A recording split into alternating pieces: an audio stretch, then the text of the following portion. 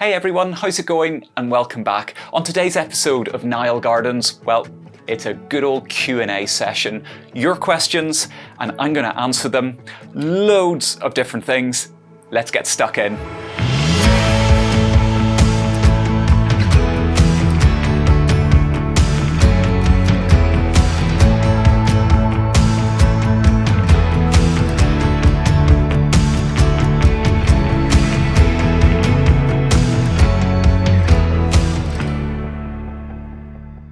A huge thank you to everybody who asked me a question when I put out the shout out on my social channels. I was inundated with questions, and I'm so sorry if I don't get to answer your question in this video. I've kept a note of what I do and I don't answer, so if I haven't answered your question, I'll make sure that I reply to you directly. But let's get started. I've got all of my questions here and ready to go on my phone. So, question number one, and a lot of people asked me this, not just one person. Why did you start gardening, or what got you into gardening? This is, unsurprisingly, something that I get asked really quite often, and I don't have a very specific answer, and it's not because I can tie it down to one single event. Instead, gardening, really, I picked it up, I think, through osmosis. My mum would have been really quite a keen gardener, so were my grandparents, and because of that, a lot of my early memories are out in the garden, pottering around, helping, not always helping, sometimes pulling up the wrong thing or doing damage. But then as I got a little bit older, I had my own flower bed for a couple of summers at the garden at home, and we would have always gone and visited big gardens, so I was kind of always immersed in it. Gardening has just been something that I suppose has just followed me through my life. And there you go. That's how I got into it. And now it's something that I really enjoy pretty much every day of my life, whether I'm out in the garden or whether I'm talking about gardening or creating gardening content. Okay, next question. And it is, what inspired you to create a YouTube channel? Okay, this one's kind of easy. But what I want to do is start by describing why I really like YouTube. Yes, it's got loads of silly throwaway content that in my mind doesn't have a whole lot of value, but at the same time, it has some amazing creators. And what I think is really special about it is for people that have niche pastimes. For instance, you might be into embroidery or model railways or origami, or in this case, gardening. And as great as those are, and as big as the population may be of people that love those pastimes, mainstream TV broadcasters are only going to dedicate a certain amount of time to that content, or in a lot of cases, no time to that content. So if you get people that are really passionate, that really enjoy making content, as well as the hobby that they're into, like me, I'm really into making videos and gardening. It's the perfect place to create amazing content that you can share with like-minded people. And I think that is the real value. So for years, I dreamt of having a YouTube channel, but I never made it a reality until April 2020, which, yes, you know everything that happened back then. Well, what you may not know is that my day job is not garden media. I'm a commercial pilot. And as you can well imagine, my work really pretty seriously dried up for a long time. I had time on my hands and I thought, I'm going to give this a go. And I did. I talked about my passion, growing and gardens and plants and all of that. And that is where it started. And well, we're nearly 3 years later and it's still going. Question number 3 asks, do you have any gardening goals for the new year? Or any big projects that you would like to accomplish? Well, the first one is obvious. If you haven't seen my most recent video, other than this one, you'll know that I have removed an absolutely massive section of hedge from the garden. A really huge Leyland cypress hedge that just had to go. But what it has done is it's created a really bare patch in the garden. That has created what is going to be my 2023 project. There's a huge amount of land there that needs now covered because at the moment it's just bare earth. I need to get a new hedge in, and I need to know, well, I need to work out what I'm going to do with that space. On top of that, I have to admit that recently I've been really pretty messy in the garden. Some areas have been a bit neglected, I've left a lot of stuff lying around, and I've let some other things really just go a bit. So 2023 is about reining everything back in and making the garden really great. Now, that is a lot of work because the garden here is pretty big. So I'm not going to say that I'm signing up to doing anything else. That's going to be plenty. And then following on from that question is this question. Any new things you are excited to grow this year? New for you, I mean.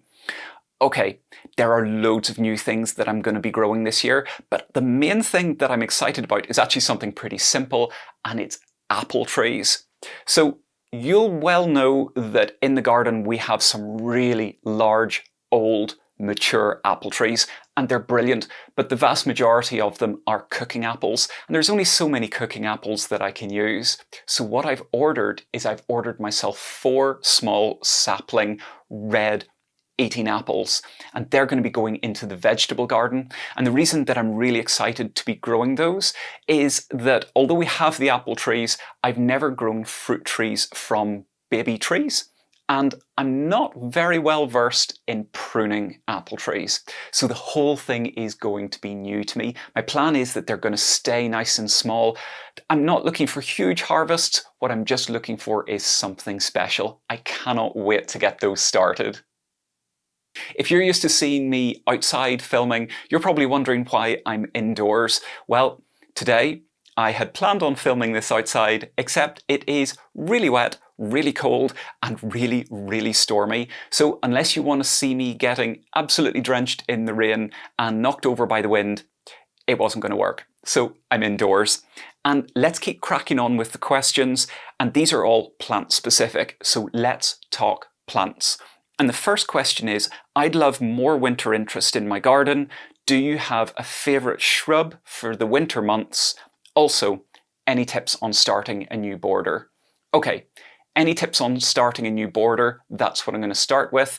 And what I'm going to say is really have a think about what you love before you go to the garden centre. The garden centre is brilliant to see lots of lovely things, but the danger is when you go to the garden centre, you end up buying lots of different things. And whether you've got a big garden or a small garden, it generally looks better if you have multiples of the same plant rather than one of dozens and dozens of different things. So what that means is you do need to have a bit of a think ahead of time and work out what you really love and then go and buy. Hopefully that works for you. That's my advice on that. But when it comes to shrubs for winter interest, can I have 2? I don't want to pick one. Okay, so first one is Sarcococca, or the sweet box, or the Christmas box. It doesn't look like very much. In my mind, it looks a bit like a little kind of privet-y kind of thing with little white flowers, but the scent is heavenly.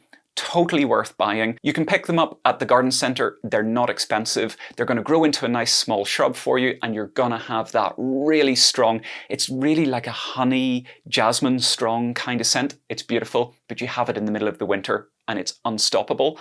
And then the other thing would be to get a hamamelis or a witch hazel.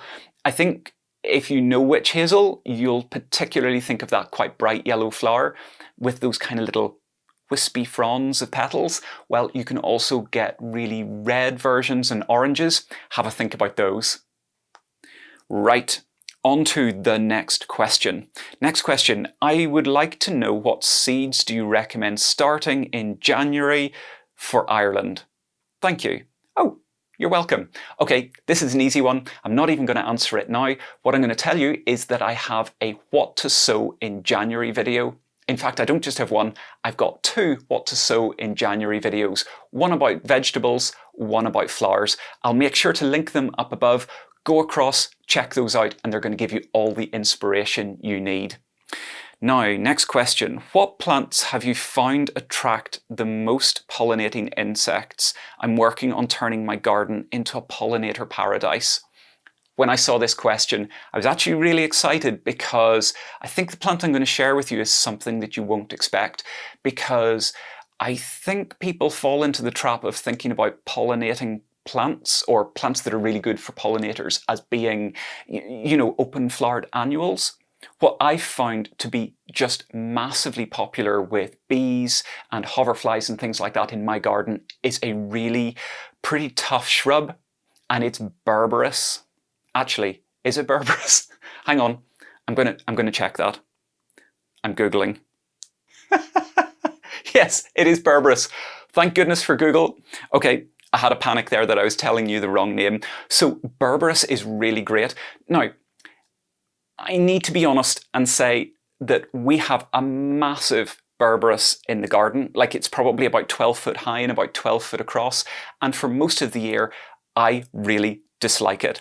I hate its little sharp spiky leaves.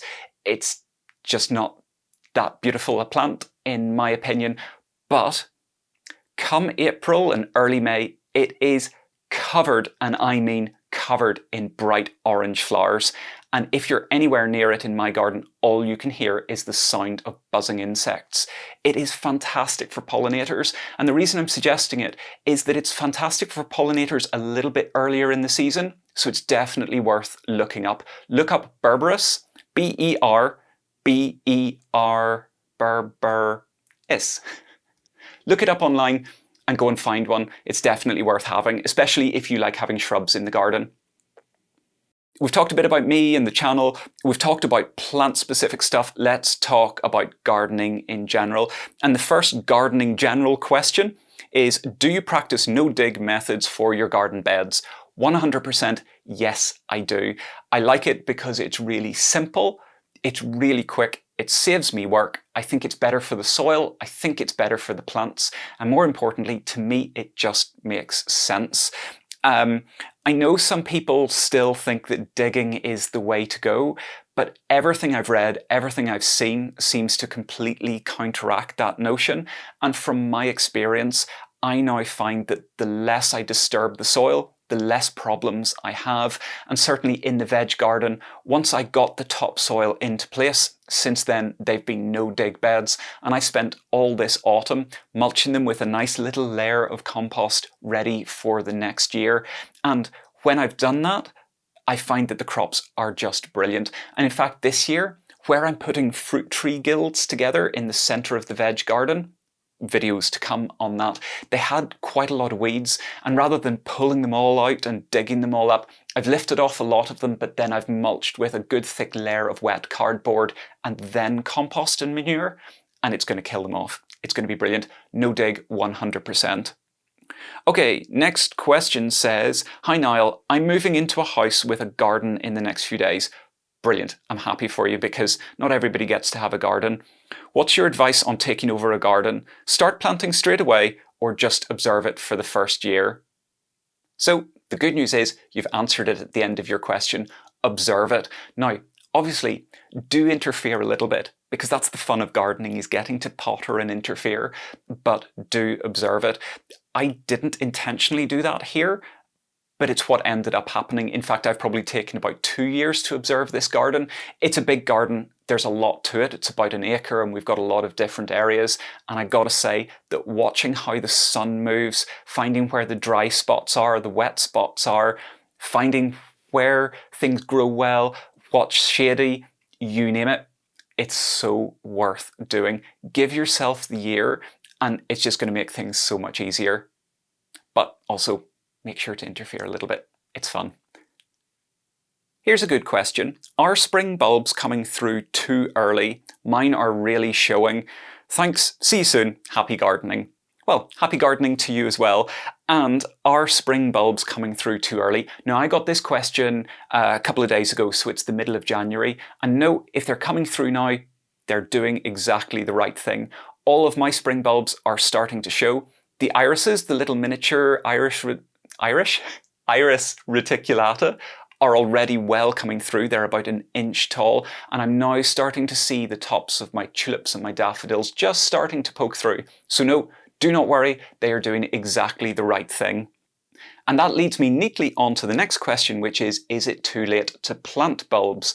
No, providing you're watching this video in January, no, it's not too late.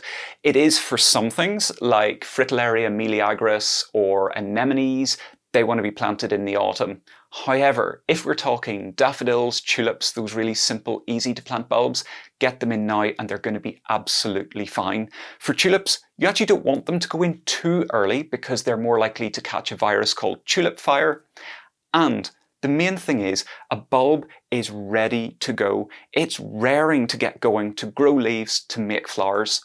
So if you get them in now, more than likely you're going to still get a lovely display.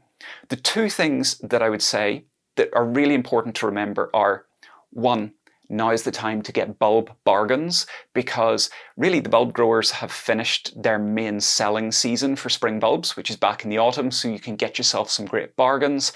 And the other thing, it seems like common sense, but think about it, if you already have bulbs and you haven't planted them, get them into the ground. If they stay in the bag or the box that you have, they're not going to do anything. If you put them in the ground or into a pot, most likely they're going to give you the display you want. You've got nothing to lose. Go for it. We have talked a bit about me in the channel. We've talked about plants, and now let's talk about some general garden recommendations that I can give you. And kicking off with this question, what do you consider must-have garden tools?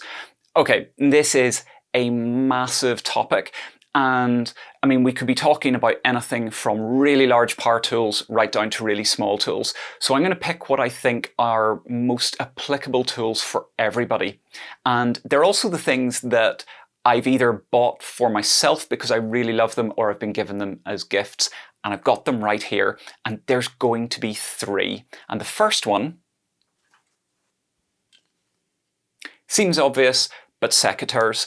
But the reason I'm suggesting them is treat yourself, or look at it as an investment, in getting a really good pair of secateurs. Something nice and sharp, something that you know feels nice in your hand, that's nice to use, and something that you're not going to use for just chopping up any old bit of wood.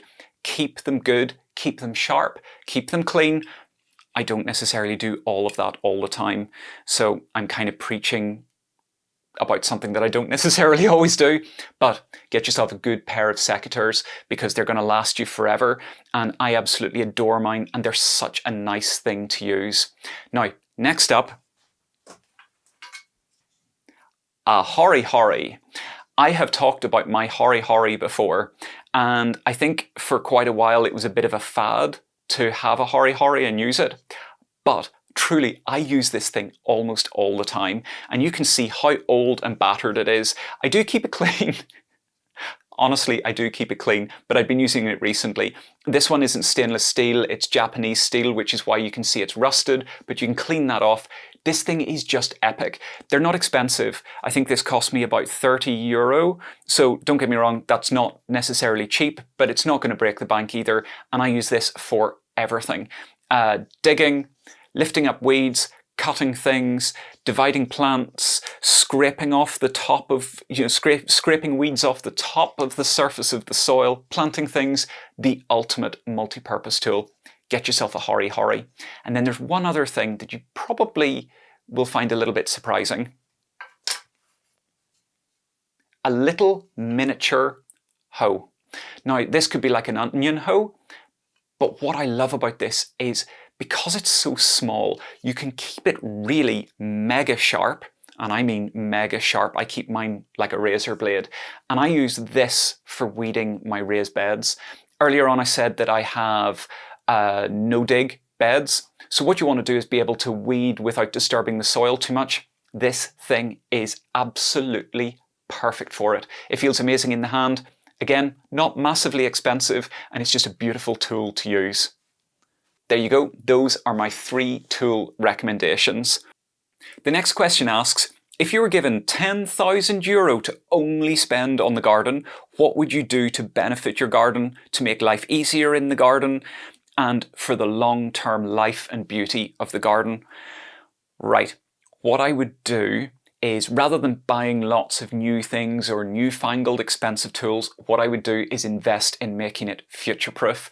And that's more and more important the larger your garden is. So I've always talked about how this garden is really pretty large, and how over the last couple of years, a lot of the changes that I've made, as big and destructive as they've been, are for the future, and that's because I want to create a garden now while I'm youngish, that I can enjoy now, but is going to be manageable as I get older. I would spend all of that money doing work that does exactly that. I think it would be money well spent.